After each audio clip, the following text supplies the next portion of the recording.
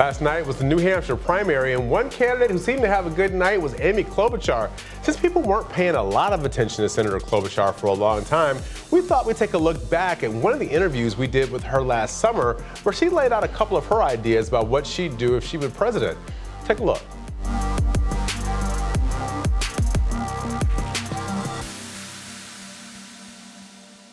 What is it that you want to do for America? Well, Ideas. okay. Well, I want to improve people's lives. Those are the words of Paul Wellstone, who is one of my great mentors in politics. That's what we should be doing. So the three things, big things that I want to do is to, first of all, make sure our democracy is working. And that means passing the Voting Rights Act. That means making sure that we get my bill done that would register every kid in this country to vote when they turn 18 and get the dark money out of our politics.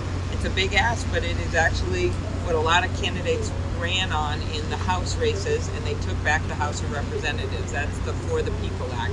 And I think we can't get anything else done if we don't do that. The second thing is climate change, something that's not happening 100 years from now. It's happening now. And some of those things a president can do herself.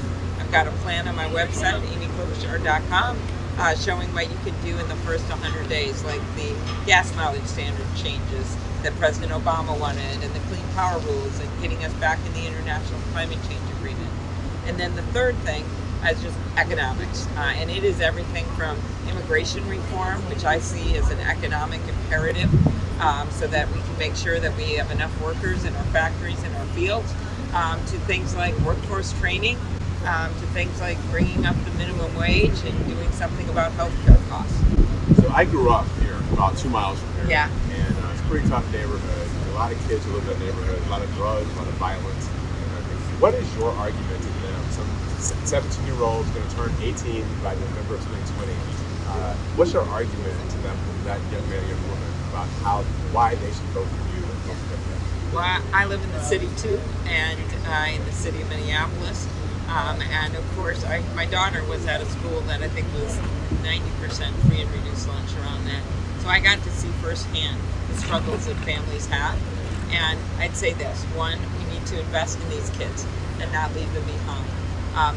Congressman Clyburn has a bill that was mentioned last night that I support that would put more federal investments in consistently impoverished, underserved areas. That would really help to even things out for kids like this. Secondly, better education, getting higher teacher pay, making sure we get more people to go into teaching because of that higher pay. Child care, a kid can't do well if they don't know as many words as another kid who's wealthier when they get into school. So making sure that there's good preschool available.